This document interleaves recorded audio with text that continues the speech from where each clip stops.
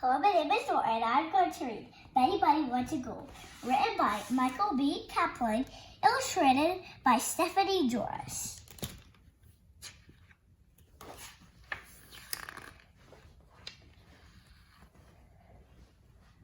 Betty Buddy was a handful.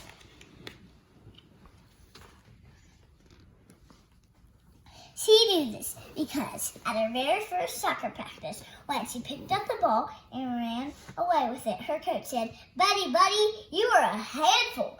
Betty Buddy knew that she must be the star of the team for her coach to say something so great about her. That night at dinner, Betty Buddy could not stop talking about the next day when she would play her very first soccer game. "I'm going to score 10 goals, she announced. "Just try your hardest and we'll be proud of you," Kate said. "You don't really have to go to the game," Henry asked. "In soccer, there probably won't even be any goals," Bill added. "There will be 10, Betty Buddy replied, "and I'm going to score them." For the next game, Betty Buddy's family was at the field to watch her play. But Betty Buddy's friend, Elise, scored the first goal. Everyone cheered and clapped and patted Elise on the back. Betty Buddy was very sad. No one was cheering or clapping for her. "My turn next," she called out.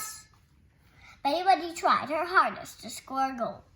She tripped on the ball and landed on her face. She missed the ball completely and kicked her own foot. She hit the ball with her head, but that happened by accident when she wasn't paying attention. She did not score a single goal.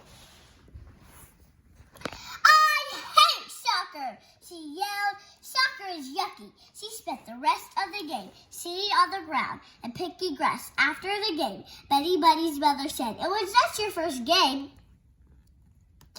I'm sure your next game will be better." "No," Betty Buddy replied. "I never play it again." The moment they got home, Betty Buddy ran up to her room. She stuffed her uniform, cleats, and soccer ball into the trash can.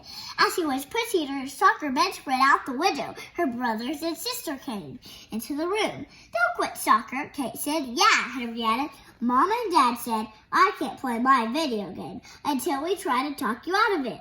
So you didn't have fun today." "We didn't have fun either," Bill said. "Maybe your next game will be better. Maybe you'll score a goal, and maybe we will have to go.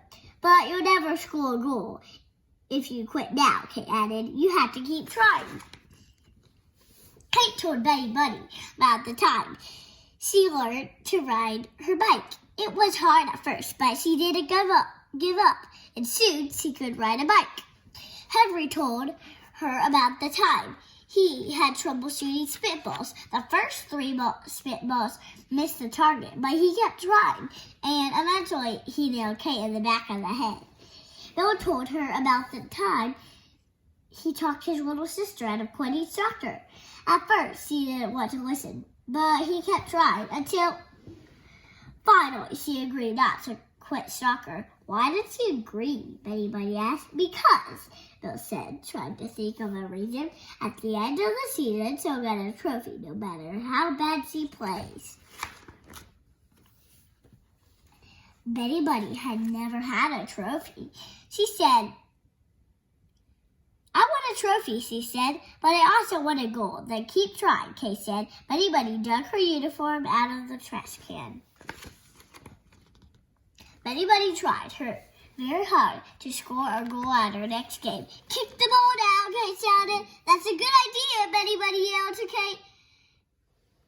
But as she turned back to kick the ball, another girl was already doing it. "Run faster," Henry shouted. Betty Buddy ran her very fastest right off the field and into the parking lot. "Kick it at your own net," Bill shouted. "A goal is a goal." The game ended, and Betty Buddy did not score a single goal, not even in her own net. On the drive home, Betty Buddy moaned sadly. "I tried and tried, just like you said. It's just 2 games. Don't give up," Kate said. "Yeah, she's right," Henry added, knowing that his parents were listening. "Maybe you're just not that good," Bill suggested. "Daddy, Bill said I'm just not that good," Betty Buddy wailed. "Maybe he's right," Dad replied. "What?" everyone said.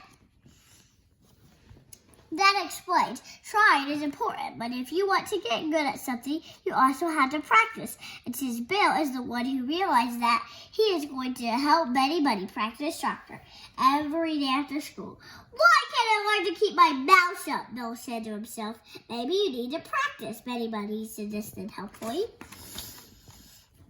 For a whole week, Betty Buddy practiced soccer with Bill.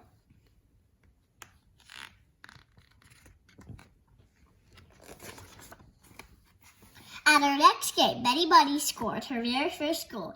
Everybody cheered and clapped and patted her on the back. Next to the first time she tried chocolate cake. It was the happiest moment of her life.